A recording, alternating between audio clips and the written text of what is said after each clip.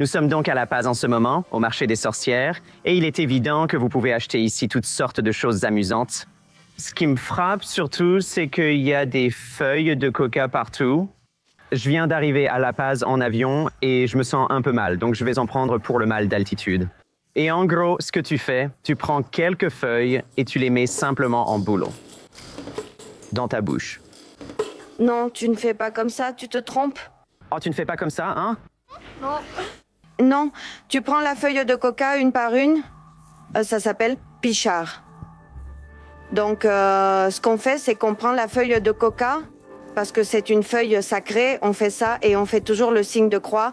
On l'offre à la Pachamama ou à la terre-mère. Je la plie et je la mets dans ma bouche. Je vais sucer les feuilles toute la journée pour en libérer la saveur. Oh, la feuille de coca, c'est bonne contre la fatigue. Quand on a faim, on la mâche et ça passe. Mais il faut toujours invoquer la Pachamama pour mâcher la coca. Merci. Je suis désolé. Beaucoup de gens ne réalisent peut-être pas qu'il existe une industrie légale de la coca en Bolivie qui est réglementée par le gouvernement. Les feuilles à elles seules rapportent près de 218 millions de dollars par an. Donc en ce moment, nous nous dirigeons vers la région des Yungas, qui se trouve à environ 4 heures de route de La Paz. Plus de 60% des parcelles de coca sont ici, en pleine jungle isolée. Le trajet pour y arriver a donc été mouvementé. Nous allons vers une ferme de coca légale, propriété de la famille de ce fermier depuis des générations. Et même si ce fermier fait tout dans les règles, ce n'est vraiment pas le cas de toutes les fermes de coca légales. Beaucoup d'entre elles ont des arrangements avec les trafiquants de drogue et leur fournissent leur coca discrètement sous la table. Je pense que beaucoup de gens associent les feuilles de coca à la cocaïne. Trouvez-vous cette association offensante? En fait, oui. J'entends toutes ces informations, n'est-ce pas? Mais parfois, El Pascual nous donne une mauvaise réputation. Nous sommes des producteurs qui travaillent honorablement. Donc, vos moyens de subsistance dépendent de la culture de cette feuille. Quelle importance a la coca pour vous? Pour nous, c'est très précieux parce que nous n'avons rien d'autre à produire. Ici, dans les Yungas, la terre épuisée ne produit plus que la coca. Ça ne peut être que ça. En Bolivie, la coca sert uniquement de médicament. Nous la consommons pour les maux d'estomac, pour l'hypertension, pour de nombreuses maladies. La feuille naturelle ne fait aucun mal à l'humanité. Si vous la mélangez avec un produit chimique, cela va vous nuire. Mais la feuille de coca naturelle ne vous fait pas de mal. Nous marchons à travers un champ de coca ou un verger de coca.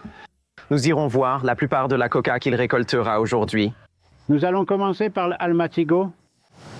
La pépinière, c'est là où l'on obtient les semis. Maintenant, nous passons à l'étape suivante, la transplantation. Ceux-ci ont suffisamment poussé. Ils ont 1 an?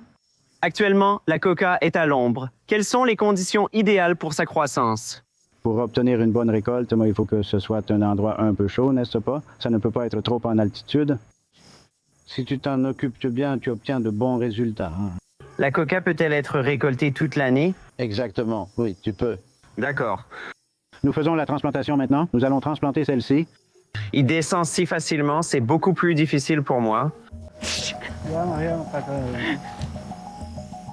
J'ajoute un peu de chaud. Ça neutralise le sol. Ensuite, on peut placer les semis. Voilà.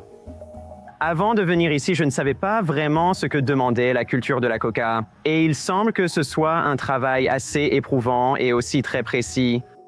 Je ne suis pas sûr d'avoir compris. Oh non, c'est de la coca, on va l'enlever. Mais mon nouvel ami ici est vraiment gentil et me soutient beaucoup. Tu as déjà appris. C'est évident que ça, c'est un travail difficile. Est-ce que tu aimes ce que tu fais? Je l'aime parce que j'y suis habitué. Je fais ça depuis que je suis jeune, depuis que je suis enfant. Planter de la coca, c'est dans mon sang. Donc, c'est la dernière étape. Les feuilles sont en train de sécher en ce moment. Maintenant, je pense qu'ils les mettent dans ce sac et ensuite, ils vont les emmener au marché. Normalement, par jour, combien de kilos de feuilles emballez-vous et vendez-vous? Cela dépend. Une récolte peut te rapporter jusqu'à 5 kilos. 1 kilo de coca se vend 25 à 30 bolivianos, soit 4 à 5 dollars américains. C'est comme de l'or. Ils peuvent normalement obtenir environ 5 kilos par jour, donc ça fait 150 bolivianos. Ça fait à peu près 30 $ américains, et ici, ça peut aller assez loin. Donc, c'est un bon cachet.